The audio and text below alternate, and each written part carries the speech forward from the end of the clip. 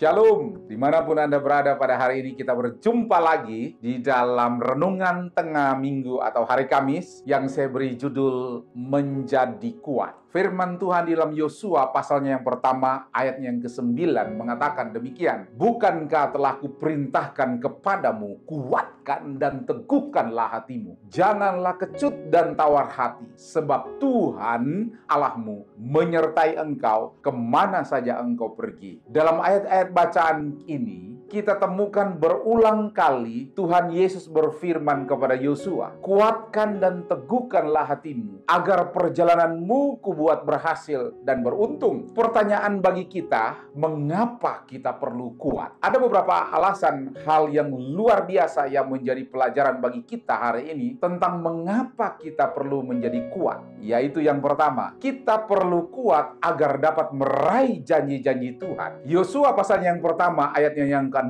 menyatakan demikian, kuatkan dan teguhkanlah hatimu, sebab engkaulah yang akan memimpin bangsa ini memiliki negeri yang kujanjikan dengan bersumpah kepada nenek moyang mereka untuk diberikan kepada mereka. Kita harus kuat karena setan tidak senang melihat kita hidup diberkati oleh Tuhan. Ia berusaha untuk menggagalkan semua janji Tuhan di dalam kehidupan kita. Itu sebabnya kita harus senantiasa menjadi orang yang kuat. Hanya orang-orang yang kuat yang dapat meraih dan menikmati janji-janji Allah. Yang kedua, kita harus kuat agar kita dapat menaati perintah Tuhan. Di dalam ayatnya yang ke-7 menyatakan demikian, hanya kuatkan dan teguhkanlah hatimu dengan sungguh-sungguh, bertindaklah hati-hati sesuai dengan seluruh hukum yang telah diperintahkan kepadamu oleh hambaku Musa. Janganlah menyimpang ke kanan atau ke kiri supaya engkau beruntung kemana saja engkau pergi. Perintah Tuhan akan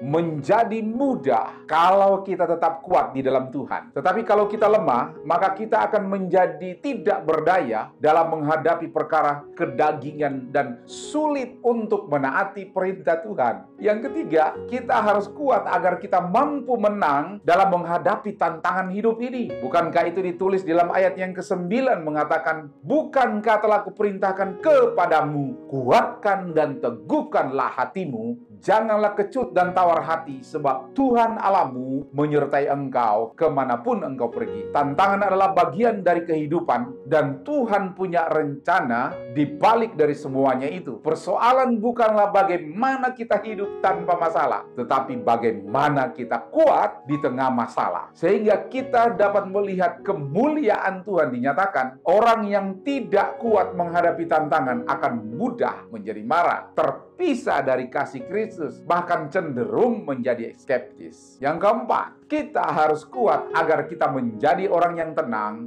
dalam menghadapi orang-orang di sekitar kita. Bukankah itu ditulis di dalam ayatnya yang ke-18? Jika kita kuat, maka kita mampu untuk sabar, mampu menguasai diri menghadapi orang di sekitar kita. Harus kita pahami, jika kita sedang sukses dan maju, banyak mengalami mujizat Tuhan, maka setan akan selalu berusaha untuk menjatuhkan kita dengan mengirim 3 jenis orang yang di hadapan kita, yaitu orang yang iri hati, orang yang membujuk kita supaya jauh dari Tuhan, dan orang yang memfitnah saudara dengan saya. Kesimpulan saya lewat firman ini, sebagai orang percaya kita harus tetap kuat, sebab Tuhan pasti akan menolong dan akan memberikan kemenangan besar buat kita. Ingat, Tuhan tidak pernah mempermalukan anaknya atau umatnya. Ia pasti selalu menggenapi janji-janjinya. Mari kita berdoa. Kami datang menghampiri tahta kasih karunia-Mu, karena Engkau sungguh amat baik ya Tuhan. Engkau memberkati kami dari hari lepas hari, bahkan Engkau meneguhkan firman-Mu dalam kehidupan kami, supaya kami menjadi orang yang kuat bersama dengan Engkau. Apapun kondisi keadaan yang kami hadapi hari-hari ini, kondisi keadaan rumah tangga, kondisi keadaan persoalan yang kami hadapi dalam membesarkan anak kami, kondisi persoalan yang kami hadapi di dalam pekerjaan, dalam pelayanan, dalam pelbagai kehidupan kami. Kami percaya kami kuat karena Tuhan yang menyertai dalam hidup kami. Terima kasih untuk janji firman-Mu yang boleh kami simpulkan bahwa hidup ini hanya karena memiliki kekuatan yang dari Allah. Maka kami sanggup untuk menghadapi persoalan apapun. Di dalam nama Tuhan Yesus Kristus, Raja alam semesta kami yang hidup, kami mengucap syukur dan berdoa. Kita semua yang percaya katakan amin. Tuhan memberkati kita semua.